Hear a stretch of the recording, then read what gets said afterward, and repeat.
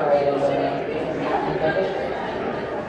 I've done a lot of promotion for them, and they've used me in a lot of their stores and a lot of their campaigns, but I'm also a mother. I don't think I can just sit that quietly anymore. I want protection around maternity.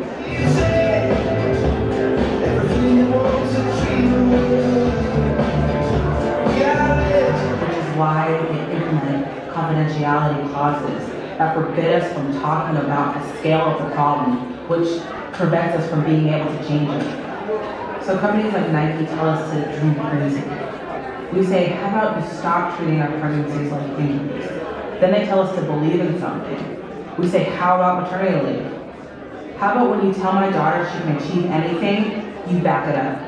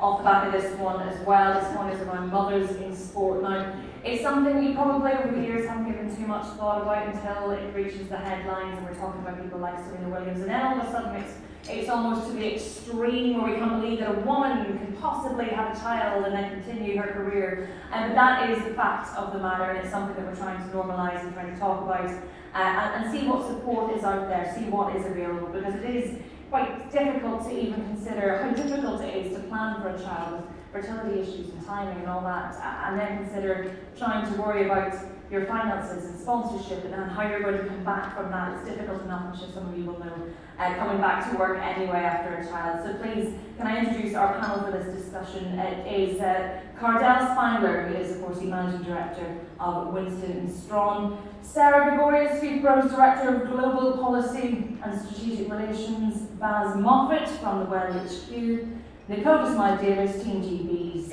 Commonwealth Gold Medal winning judoka, and Alexandra Newman from UK Sports. Please give a round of applause.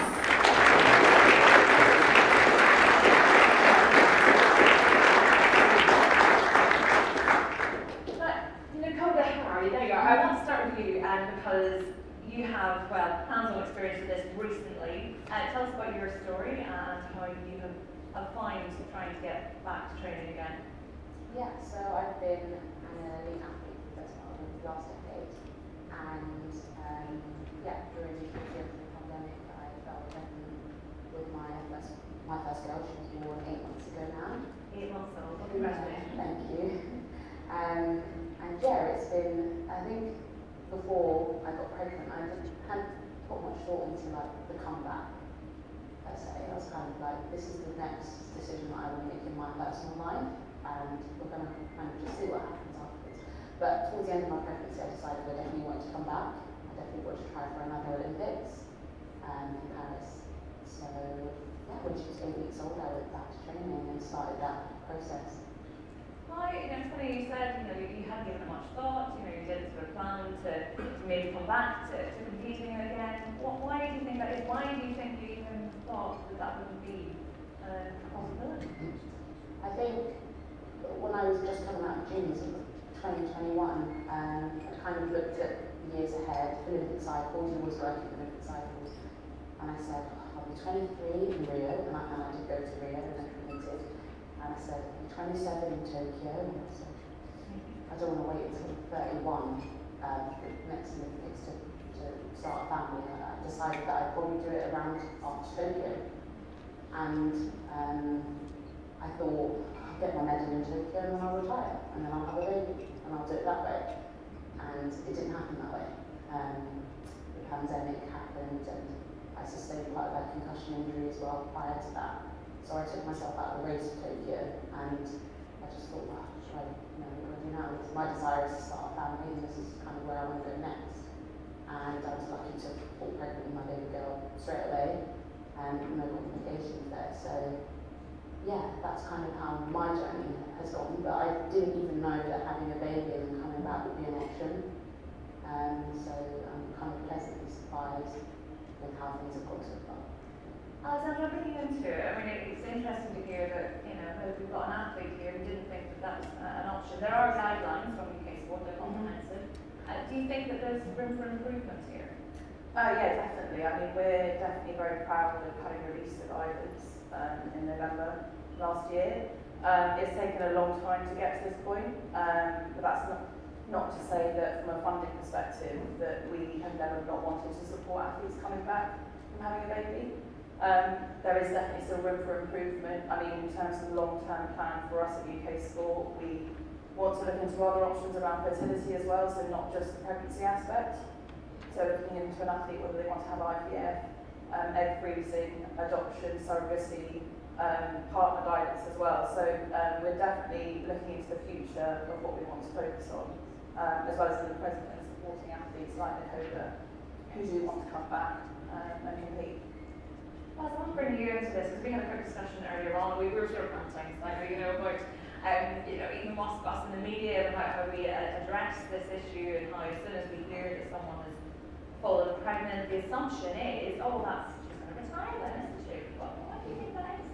I think because in most sports, when a woman comes back to elite performance, it's the first time that's happened in that sport. So like, Nicole's the first GB judo, and I was at dinner last night, and lots of people from different sports were like, oh, we don't have any mums in our sport.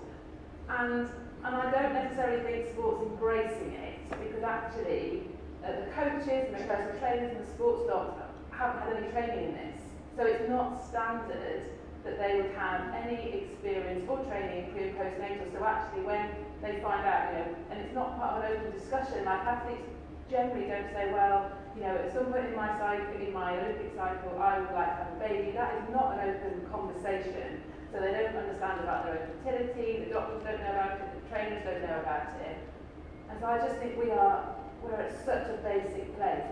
Like, things are happening, but so there's a really long way to go.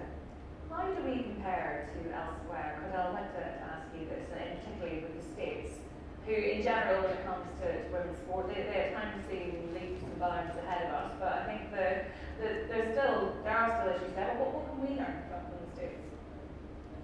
Well, maybe learn to do a little better. That would be great. So I'm coming at this from a legal perspective, and there really aren't a lot of protections, right, for women in sport. There are federal laws that just allow you to take time off unpaid, right, and come back to your job. But there aren't laws that really protect sponsorships, for example. Or given that a lot of women in sport, quite frankly, don't make a lot of money. We know some big exceptions to that, but it's really hard to take off months with no pay, right? So what we see then is that women do wait until the very end of their sporting careers to have their families because it's too big of a financial hardship, and we don't have protections in place for women to guard against that. So it is unfortunate what we're really talking about here. It comes down to this issue of whether or not they are employees, and that's something that has been looked at and talked about. I'll ask you again about that, Alexandra. But how does that compare then, and what advances have been? Yeah, it's a great point. Many athletes, of course, are independent contractors, right? So they don't have any structure to help them either with pay, with benefits, with anything. No health insurance unless you buy it yourself. But for employees, which we do have some athletes who are employed by their sport, it's not that much better because you have to, again, there aren't government protections in place. It's what the employer decides to give you, right? And if you have health insurance, that's great, but then you have to navigate that process, right, in order to get, which I think we'll get into a little bit later, you know, some of the supports that you really need while you're going through sort of that process. So there's some basics for employees. There's time off. There's guarantee that you get to come back to your job. And there's typically some level of health insurance. But everything else is way above and beyond, and it's really at the discretion of the employer. Sarah, I want to bring you into this. I mean, what's your experience in terms of how straightforward it is, the attitudes of athletes, and whether they are aware of what guidelines are in place? Is it something that they give a lot of thought to, or is it just sort of pushed to the back of their mind until it's an issue? Well, fortunately now in football it is internationally regulated, and that's quite brand new. So now we're in the process of like raising awareness and educating players on what they have access to. It is a basic, it is a minimum. But I think what you would ideally want is an environment in which athletes feel full ownership of the decision. They know that they're going to be protected, and therefore they can plan. And it's treated as a celebration rather than a long-term injury or a career-ending injury or any of the other type of rhetoric we've heard in the past. So fortunately, football, even though sometimes it's a little bit behind the eight ball on a lot of progressive issues, it has quite recently made this an international regulated standard that's applied across the world, which you can access no matter where you are, and it is sort of now mandatory at the domestic level too. So that is in place, it's a start, but even with those regulations now in place in the RSDPs, you already start to see already some of the challenges, limitations that athletes, players now are actually having to live through and go through, and we're going to have to keep going back and reviewing and modifying and trying to make it, not just a protection, but really a policy or a regulation around inclusion and, ensuring that we keep players in the game for as long as possible. And that's really why it was so important for us at FIFPro to be part of that process to make sure we get this regulated, because if it does come down to an individual club or employer and their decision, that's too risky for us. We get just too much fragmentation across the experiences, across the access to the protection. So having it internationally regulated means that whatever you can negotiate as an individual or in your sort of collective agreement that might be present in your league, it's a base for you to build up from, and hopefully we keep sort of pushing forwards. It's funny how you kind of see it from the outside. I think of Alex Morgan, for example, and I remember she announced that she was pregnant, and obviously a huge name in US football and world football, and she came over and played in England. And I wonder how much of that was part of a plan, part of, to reintroduce her back into the game, and how much of that was structured, how much of it was discussed. I always did wonder about that, because she was one of the first that I think I can remember who was pregnant. Everyone assumed that was the end of her career, and then she announced, no, I'm coming back. It's a great example. It is, it's a great example, and Alex definitely planned it to the hills. And you do operate in this, Olympic cycles, World Cup cycles as well, where you know that you're going to have these pinnacle events quadrennially, and you sort of plan a lot of the elements of your career around those pinnacle moments, right? And it was her planning around her pregnancy was part of that. And she knew, and she had protections in place in the US, actually through US Soccer, who was her primary employer at the time, guaranteeing not just maternity and pregnancy leave, but childcare support as she came back. Her income was guaranteed and things like that. So it was a decision made from a point of strength, I think, as well, because she knew that she had the safety nets in place that meant that she was able to, make a full comeback, and hopefully we see her, part of my language, but kicking ass at the Women's World Cup next year as well, and then to the 2024 Paris Olympics. So I think, again, it just re-emphasizes the point, huge name, huge amount of planning that went into it, but it was done from that real position of strength, which I mean, from a personal point of view as being a former player myself, if you have that in your back pocket and guaranteed, then not just from a physical and sort of physiological well-being point of view, but mentally as well, that you can rely on and trust on systems and structures in place that are going to support you again, like I said earlier, what is a hugely celebratory moment in your life. How often do you think people feel, or female athletes feel, that they are in that position of strength? I'd say that's rare. I'd say that, like, having worked with many female athletes, it's almost by chance that things happen. So they might, during their pregnancy, they're unlikely to have women's health physiotherapy support or consistency of care in terms of midwifery. I also think that although you just told a story about an athlete that had a plan, actually everyone reacts very differently to. You can't necessarily predict how you are going to feel after having a baby, and some people will have a really traumatic birth experience, and you don't. There's kind of nothing you can do to say that whether that's going to happen or not. Some people might really be challenged, like have massive sort of mental health issues postnatally, and so I think that even if you have a plan, the system has to kind of support you, even if you decide not to come back. And I think sport, that's a tough thing to get your head around, isn't it? As a sports governing body, that you're like we can put this package in place, but then that athlete also has to genuinely feel it's okay to pull out if that's not right for them, because it is such a. And I know that sort of everyone's on a journey. It's all really personal. It's a real cliche, but I think at this life stage, it's human first, and it's athlete second, and if it's right for that person to come back as an athlete, amazing and brilliant and well done, but also it's a big tick in the box for sport to say we've supported you anyway with everything you've done for our sport, and we hope you come back, but we're going to support you anyway, because I think that having the pressure of knowing that you only get that support if you get back on the national team or if you get Olympic medals, I just don't think that's okay. Yeah, it's interesting. We talk about the human, but a lot of the times when it comes to sports, I mean, the priority is it's medals and it's funding and it's sponsorship. And I suppose if you're not hitting those targets, elite sport is ruthless. Alexander, how do you think that we're able to deal with this? Because historically, I mean, we haven't really. I mean, that's the human has probably not been the priority.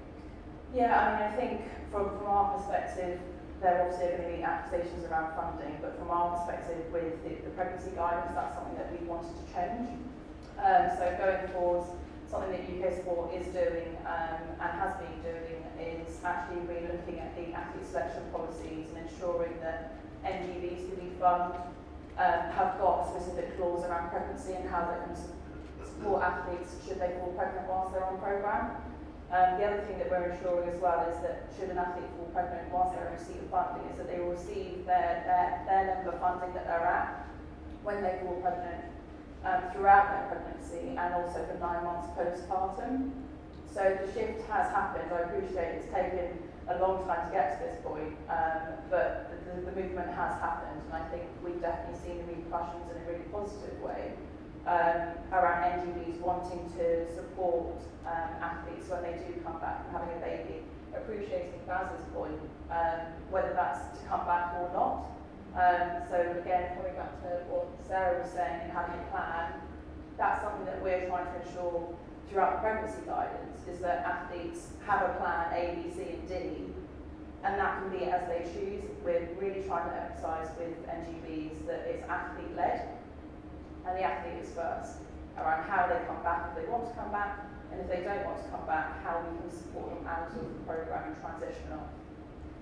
I suppose it's quite a black and white question really, but in a physical sense, is there, and obviously it varies from case to case, but ultimately, is there any physiological reason why a woman should not be able to get back to elite sports after having a child?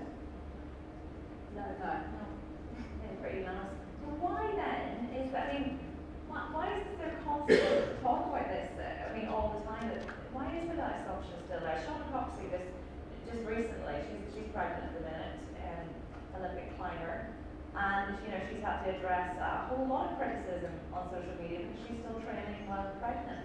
Why are women still having to deal with this? I think there's no consensus as to how to train pregnant people. Okay.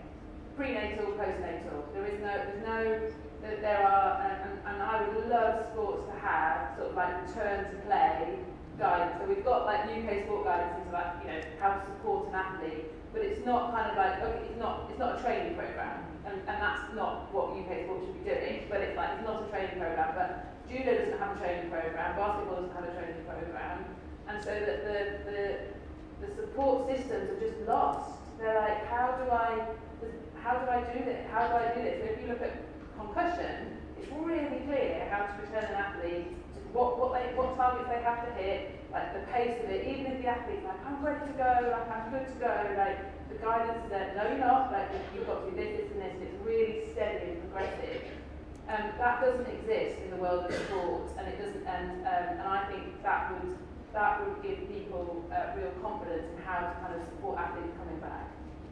And you know, we touched on this obviously earlier, Cardell, but we'll get into it a little bit more from a legal point of view. You know, where do women stand, and is there a difference between the States and the UK? You know, we saw the case with Jeff Varnish, for example. What work is being done to improve from a legal standpoint for female athletes? Well, any progress is actually being made by the states. Yeah. You know, the federal government really hasn't touched this leave issue, which is really primarily where the government has been since 1993. So what we have seen is really a proliferation of state laws intending to help really all employees, not just women in sport, but we again get to this sort of crossroads where some women aren't going to be protected by those laws because they're not employees. And we don't have really anything on the federal level or on the state level to protect those athletes unless, you know, they're part of some governing body or a larger international federation that then sets some standards. But that's up to the federations. It's not anything that's protected legally. There's something that's consistent with this, that there just doesn't seem to be an overarching body that's kind of dealing with this. It's kind of a head in the sand issue. I mean, where does this come from, and you know, what do we do about this? Yeah, I mean, it's very ad hoc, right? That's really what we're hearing. And what it's going to take is sort of international coordination, right? So that protections that, you know, some of the athletes do actually have in the U.S.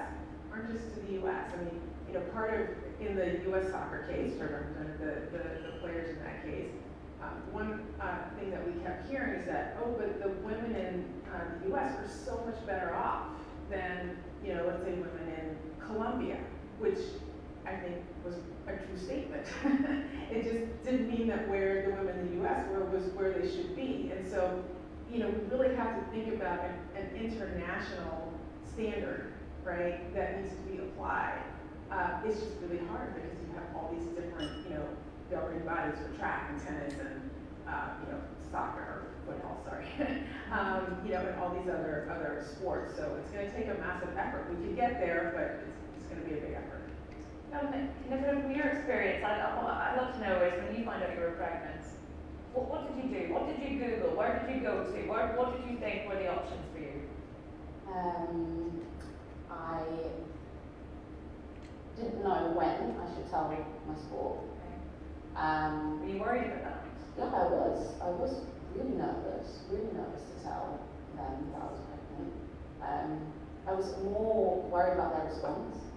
I didn't know whether they would be shocked, you know, disappointed. It was awful to think they'd be disappointed having to say something.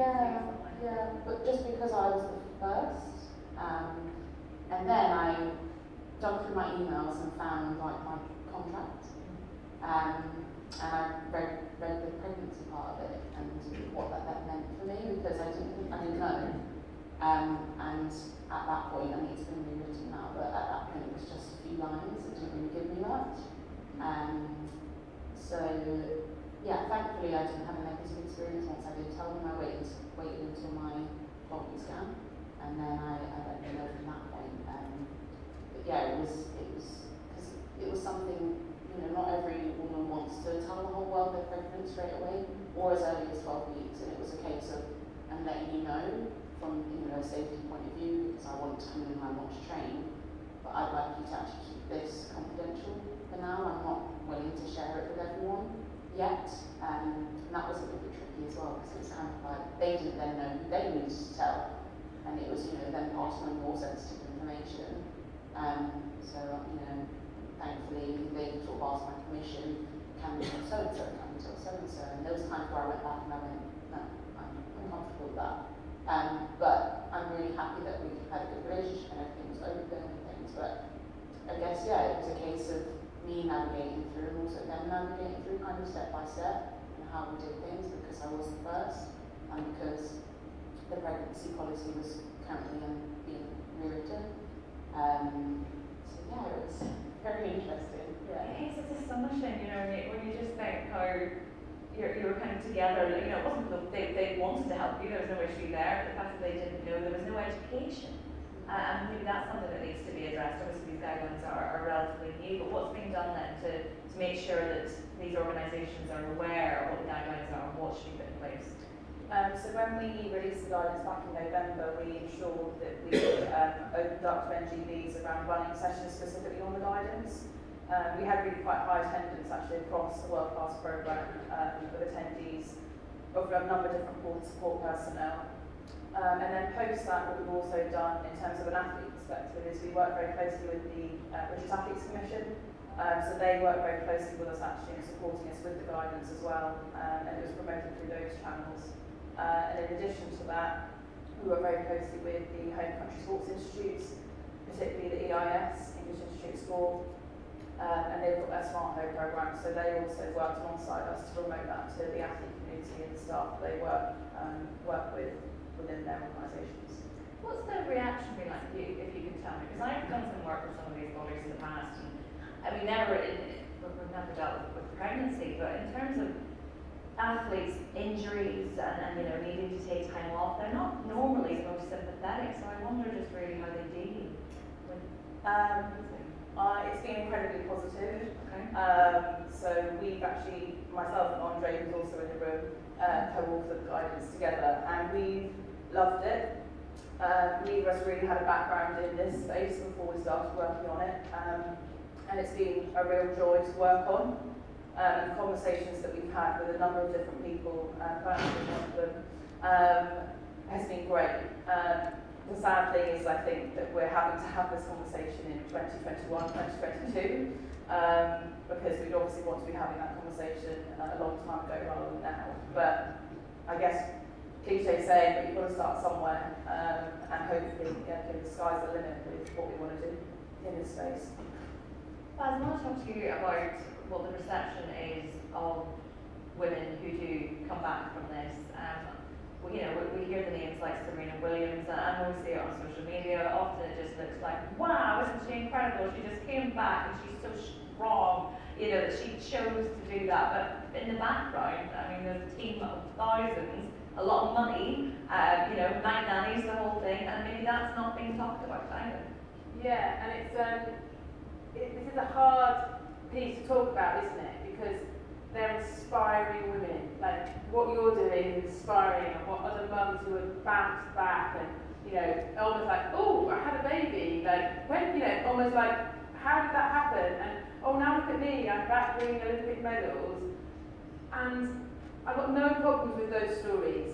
That they work, but I have a problem when that's the only story that's being told about being an elite athlete and a mum. So we hear it's celebrated. That their amazingness is celebrated. But how that happens is not talked about. So the fact that they are genetically incredible, it's not like the story that's told is like, well, I was really determined to have to come back to Olympic sport, and oh look, I've done it. So if that was all it was. Generally, the people coming back are in individual sports, and so it's easier to coordinate. It's a tough gig, but it's like easier to get yourself as an individual back to an elite level than it is in a team environment. They tend to have money, they have resources, they're able to get child support, they have personal trainers and physios and all that kind of stuff on tap. And that story's not being told. And although they're inspirational to certain people, for others, they're like, that's not most mothers' reality at all. and they can sit there and go, oh, I'm here on my own, feeling incredibly lonely, like, I don't have any of this. And I think that we kind of need to have a reality, a real conversation as well about how hard it is to get back, what it actually involves. And you know, when you said you started training in 8 weeks, what you did at 8 weeks was physio. Like that's not, so that bit doesn't come out. Like it's kind of people assume, oh, an Olympic person goes back to training in 8 weeks. That must be hardcore training. Oh, that must be what I have to do. Whereas actually, they say, no, that was me lying on a mat, learning how to breathe properly. Like I did that for 4 weeks, and then I built up my walking, and then I did that. I think we just need more nuance, and we need to celebrate, but we need the whole story. Do you feel that, Sarah? Do you think that message is getting through in football? You know, do they feel, is there a pressure there within athletes? So if they talk about pregnancy or want to get pregnant, do they feel under pressure to hit this mark, to bounce back? Yeah, it's an interesting one because I think what's starting to happen now, particularly if you think about the way that fans connect to players these days, and they want to know more authentic stories and they want to be part of the journey or whatever it may be. And now, obviously, then you get the sponsors coming on and being like, right, I'm going to apply a commercial value to this now. And there's a recent case with a very high-profile player playing in France and her story returning from pregnancy.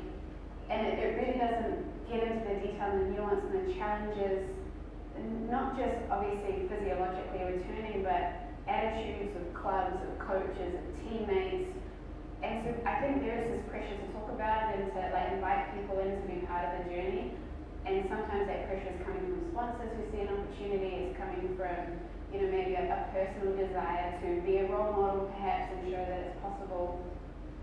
But I think the pressure is also to tell it in a very positive way, rather than to be revealing about where it maybe has come unstuck for a little while, whether that the person has had to sort of make a very tough decision and be like, well, actually, if I'm playing club football in a country that's not my home country, where do I get my medical support from? What do I do in terms of bringing like someone to support me where I am? What happens when, like, I was having a conversation with a player the other day and she was telling me how much of a fight she's having for away games.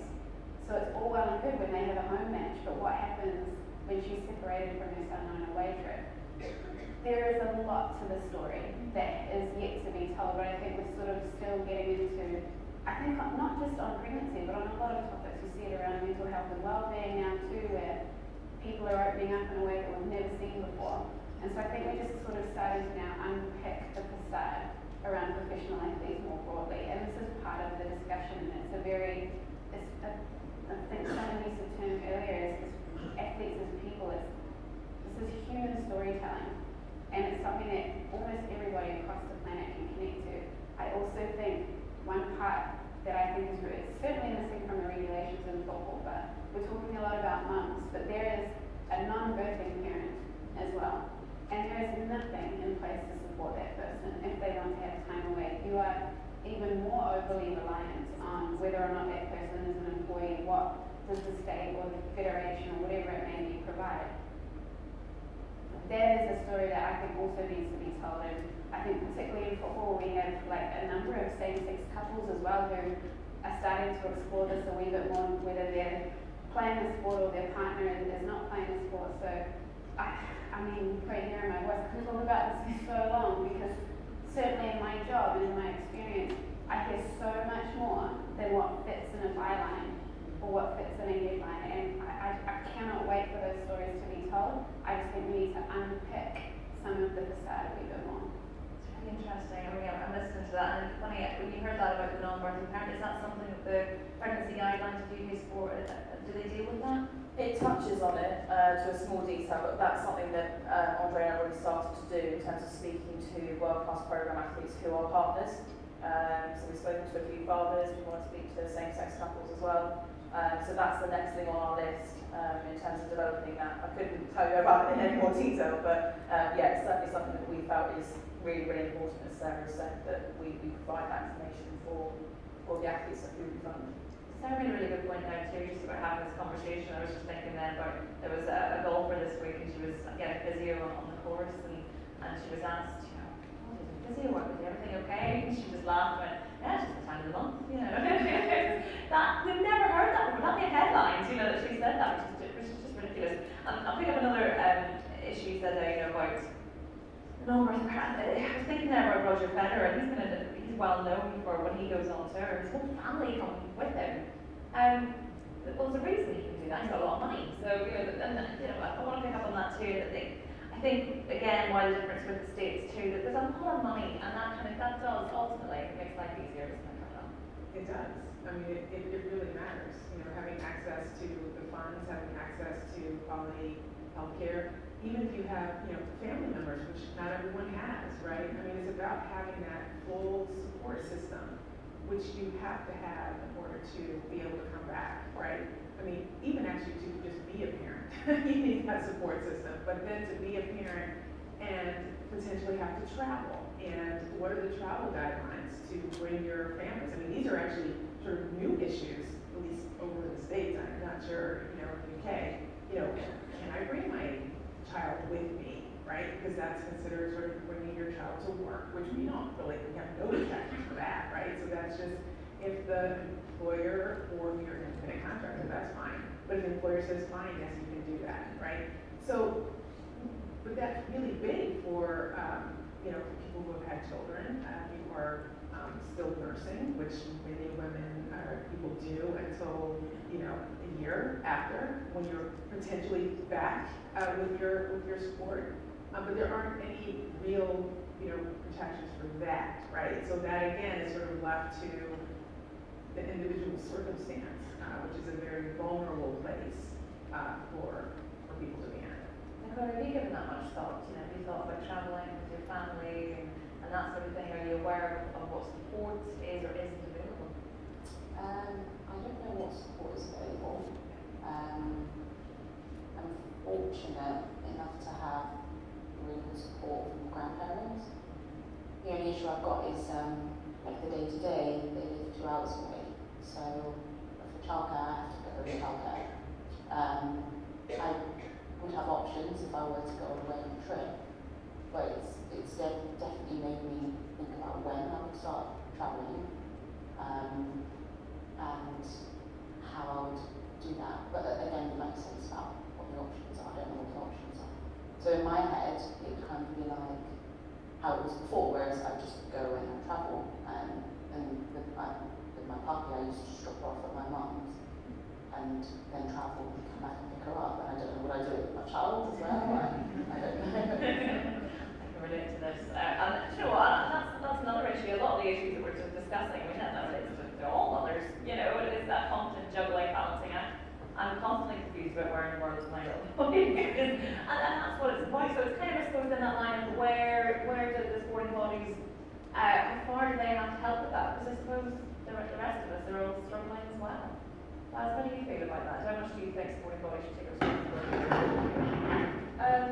I think that, well, yeah, I think that you just broadened out the conversation, haven't you? You've broadened out the conversation to all mums, and we've also need to broaden out the conversation to all people in sports. So it's not just, so I think that when we started, we're doing lots of work with governing bodies, and then they'll focus maybe on performance, or they'll focus on athletes, not just in this space, but across all sorts of female athlete health areas.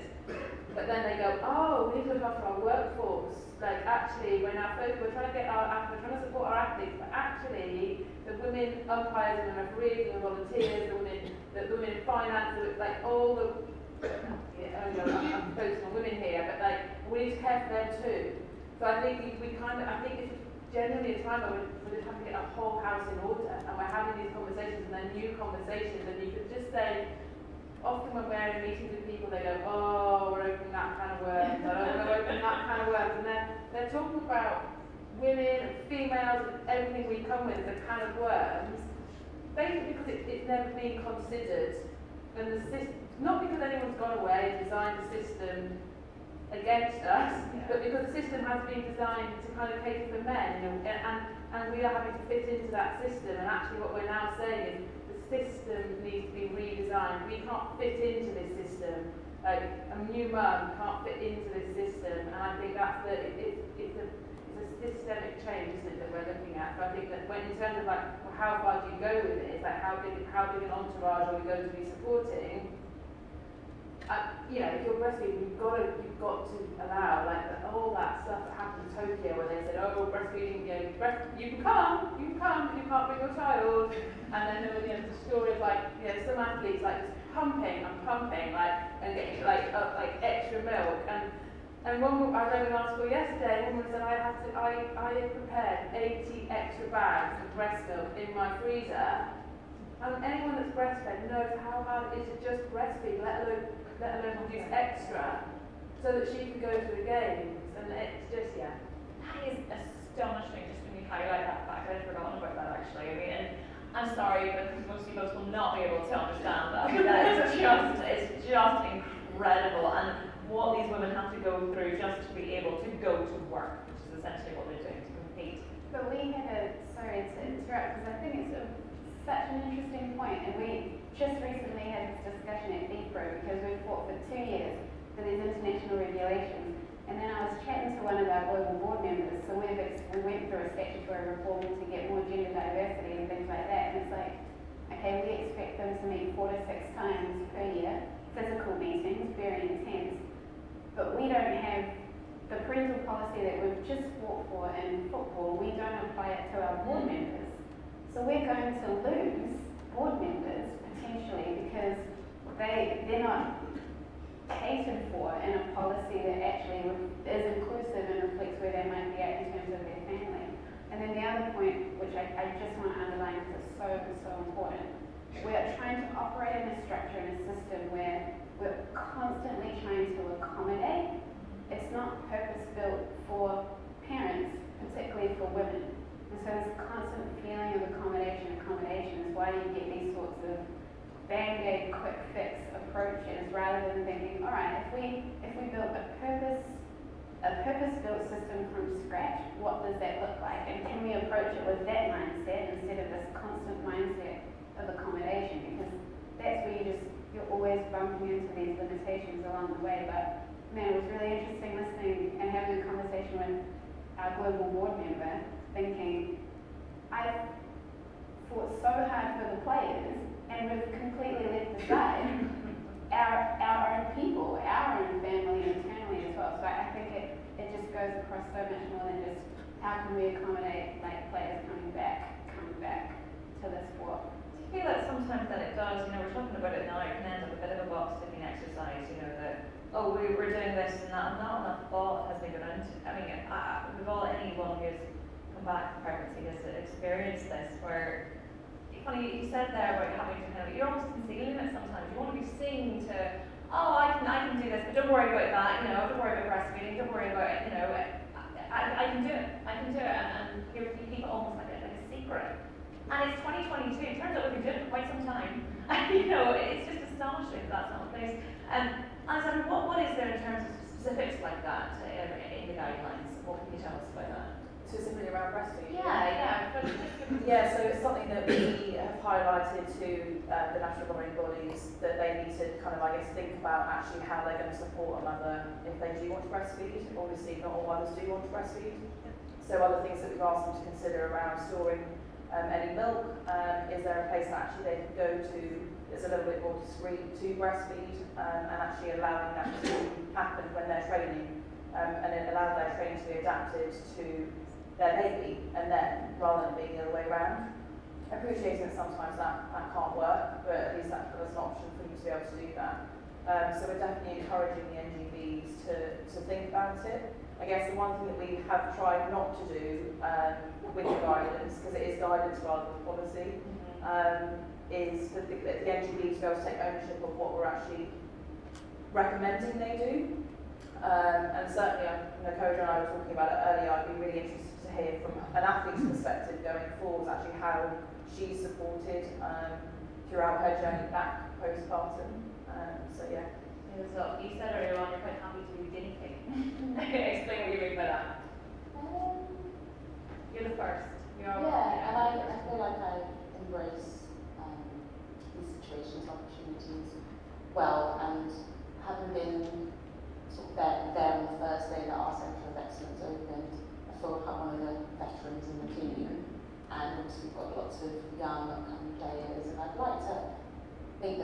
look up to me and they do kind of see my journey and take notes from it. Or so it'd be nice for them to see that, you know, I kind of achieved up to this level, and then I decided to have a baby, and then I decided to come back, and I was successful at coming back, and so that they know that options are there for them.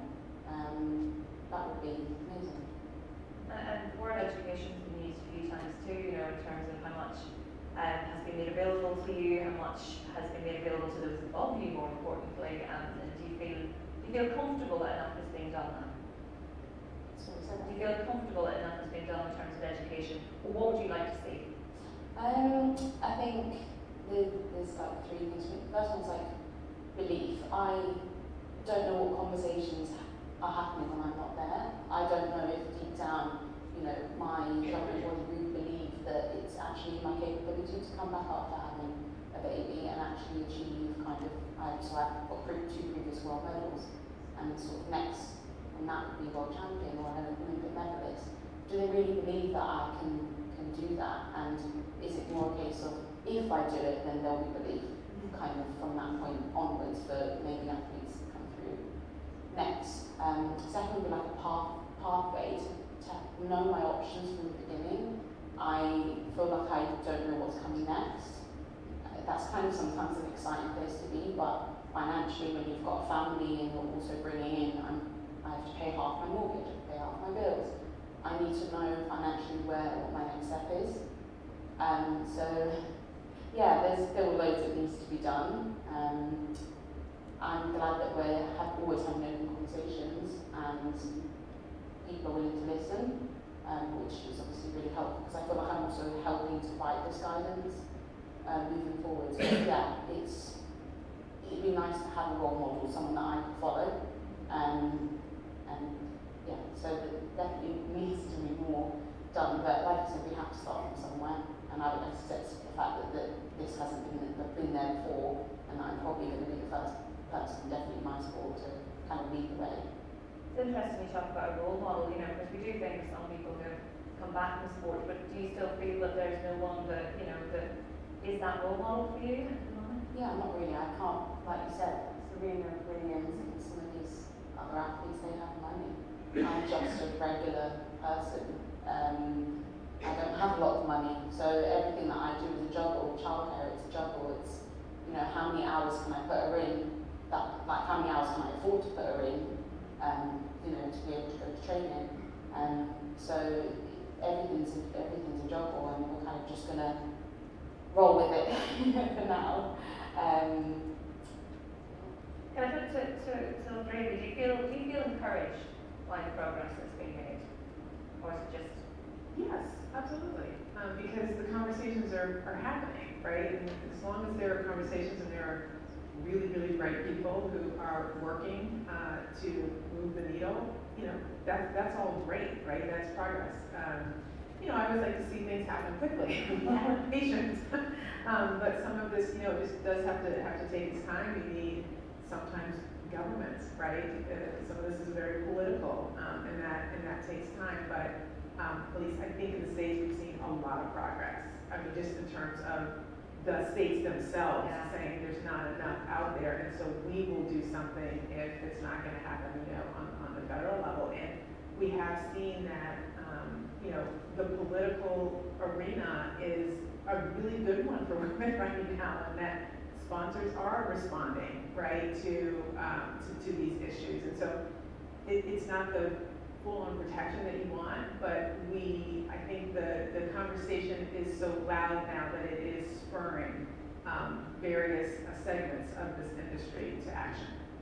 Have you seen this, from your point of view, have you seen this accelerate in the last few years in terms of people talking about it? You know, when did this kind of start? Yeah. Compared to, say, 10 years ago, this conversation certainly didn't feel like it was happening in the UK. Yes, I actually think it's probably in the last 4 or 5 years, at least from my perspective in the U.S. Yeah. And I think just hearing all of this, what's happening here in the UK, I mean, it's really inspiring. I think there's more to do, but I feel like we're on the path. Sarah, what do you think the message should be today? I mean, what do we take away from this? Well, I I'm also encouraged and inspired. I also want to say that you're definitely not a regular person. I agree. By the way. And that's what I think. So we're having this discussion, we're already talking about people who are already extraordinary, who are fully committed and passionate about their sports, their livelihood, it's their lifeblood. They are already going to want to do everything possible.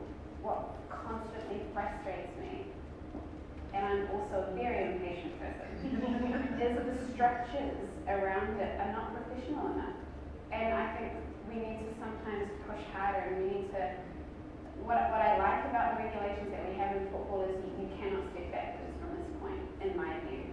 Are we in a position now to push forward at the rate that we need to? If we look at the exponential growth, particularly in women's football that's happening at the minute, in this country, of course, with the Women's Euros coming up this summer, but around the world as well, it's not keeping up, and it's not keeping up with the expectation that we have of the players and the athletes themselves. We have this 14-week protection in football with an expectation that after 8 weeks you can start to have a conversation about return to play. This is wild because it doesn't take into consideration everything else that needs to be taken into consideration, but that expectation is falling on the person, not on the structures, not on the medical care, not on whether or not they've been appropriately given the status of a worker, of an employee, whether or not there's a collective agreement in place and all of that kind of thing. So, yes, I'm inspired. Yes, I'm encouraged. I'm so happy that now at these types of events, this is the panel that takes place, and this is the dialogue that's being heard by men, women, like everybody across the spectrum. But what frustrates me about the system is it doesn't keep up with the expectation on the players themselves. Baz, you obviously agree with that. I know you're hoping for more change, and you're patient as well. You want more change than you want to cover. Yeah, and I think that what I'm encouraged by is that, you alluded to it just now when you said, I think there's been the generation of women who have proven it's possible. Right, so we've had that. We've proved that women are physically capable, yes, regardless of their resources. But now this next cohort coming through, we're not grateful for what we've got. We need more. And everyone's doing amazing work. But I think in the past, I was in international railway in the system a long time ago, and every single thing we got, we were grateful for. Right, so we wanted the same sponsorship, the same level of funding, the same calibre of coaches as women. And it's oh, thank you, we've got the same as the men. But now, we're different, we need different things, and I think that's what, and if a policy comes across, it's okay to criticise it, and it's not because we're not oh yeah, great, that's a great start, but you know what, it's not good enough. We're not ready at 8 weeks postnatal to say whether we want to come back to sport or not. It's not okay to put that pressure on us to make that call, so let's move on from there. So I'm kind of encouraged, but it's not like that. Nicole, I'm going to go ahead to the floor for questions. How has it changed you becoming a mother as an athlete?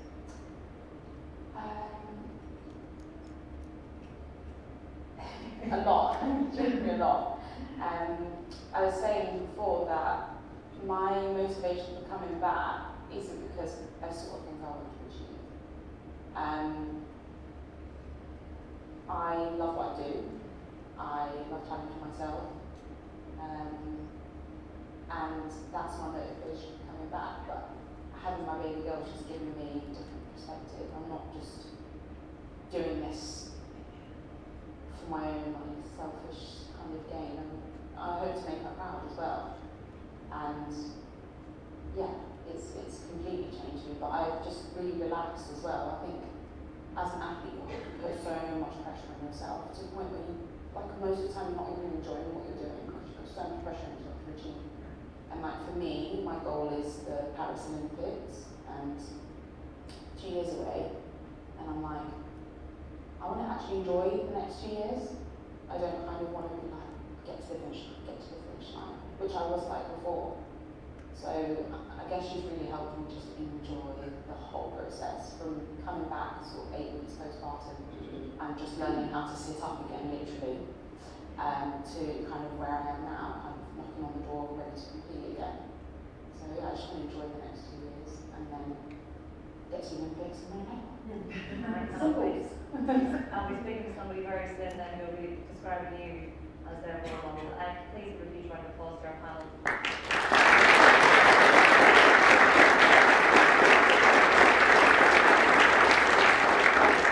Checking the messages here, checking Twitter to see if we've got any questions. But have we got any questions from the floor then? Raise your hands first up down the left hand side, please. Thank you. Thank you all for the amazing discussion we just had.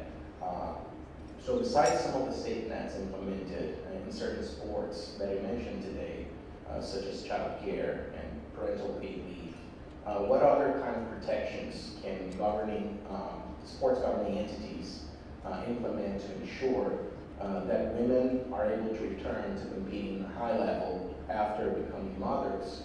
And my second question is, how do you address that given that most policymakers in sports are men? Who would like to speak that one out? If you want to. I'll pick that up. So in terms of supporting the governing bodies, one of the things that we're trying to do is ensure that obviously that we've done the education and promoting our pregnancy guidance, but ultimately we're not the ones putting it into practice. So that's something that we're trying to do at the minute, is actually assure what NGBs are doing to support national governing bodies to make sure that the athletes are being supported. And I would say now, in terms of the policy makers, I think there are more females who are trying to make changes, but equally I'd also say that there are lots of males in this space who are doing some great work too. So I'm going to selfishly say that again about working with Andrea and pregnancy guidance. It's been very much a collaborative approach that we've taken. But as Pastor said, there's still a long way to go in terms of changing that, and I don't disagree with what you said. The only other thing which is very specific is that I would make sure that everyone has access to really good women's health physiotherapy, like throughout pregnancy and postnatally, and that I'm working with some sports that actually they lead the training and they lead the care. So the women's health physiotherapists will work with the strength and conditioning coaches, and so what I was saying about that return to play protocol, they lead it, and the coaching team and the women's health and the strength and conditioning team work with that women's health physio, and they say we're ready for the next step. That's what they take on. But again, that's random, sports by sports, club by club. Like you might get it, you might not. But I think that they're the people that are highly specialised and highly trained, and that should be a standard. Yeah, and I can just add one thing, and that's on the mental health side as well, which is really important. And all of this, I think, has to be really individualized, so that one athlete is not necessarily comparing themselves to another in terms of their progress and their ability to come back, both from a physical and a mental and a support structure perspective. Just giving that support to everyone wherever they are in their particular journey. Can I say one thing on men? It's wonderful that this panel is made up of women, and it's generally women who are experts in this area. My challenge always to men is be an expert on maternity and pregnancy policy, so that you aren't waiting for more women to come into leadership. You are a progressive leader in and of itself, because you're an expert on areas that cover all sport and cover all athletes. What really annoys me, and I always say this to the people that I work with, as soon as it's a women's football issue or a women's issue, don't look around the room to see where the women are. Be an expert yourself. So go away, learn the regulations, become a true ally and a true advocate, so that you're not waiting for the gender of leadership to change. It's a change of attitude as well. Really well said, yes. Educate yourselves. Any more questions, please? Yes, Frontier? So we've touched on obviously the positives today, but there's always the horror stories around athletes being discouraged from being pregnant or even pushed to have an abortion in some cases. What's being done around the guidance and I suppose changing the culture in that regard? We've touched on the guidance about supporting mothers, the return to sport, but what's being done about the culture in not discouraging athletes from, as I say, abortions or not becoming pregnant at all? So culturally, I completely agree with you. There needs to be a shift. We did some research with Loughborough University and also the EIS ahead of doing the guidance, which explained exactly that. It's not just around pregnancy. There's a lot of stereotypes, language being used that needs to be addressed too. So it's something that's on our radar and we want to address. We have touched on, albeit not specifically to athletes, but within the guidance we have touched on other areas such as mental health, pre and postnatal, as well as miscarriage and stillbirth as well. But again, it's not specific to athletes, but it's a signpost and again, a starting point. Do you feel it should be? Because it's a very specific. Yeah, absolutely. Yeah, absolutely. So that's another area. Again, the challenge that we've got is capacity, because at the minute, from a UK sport perspective, it's myself and Andre working on this to create it for the World Class programme, which, as I'm sure those of you who work within that system, is a bit of a challenge because we're dealing with a lot of sports and athletes, and sometimes the argument back will be actually the number that we've got within the World Class programme that we're dealing with is quite small. But from our perspective, for those people who do want to start a family whilst they're on programme and receive funding from us, we want to make sure that they're supported fairly and that being an athlete and being a mother is not mutually exclusive. Any more questions? No, not everyone? I think you answered those questions really, really well. Thank you so much. That was a fascinating discussion. I've been looking forward to that one all day. So please, once again, for our incredible panel,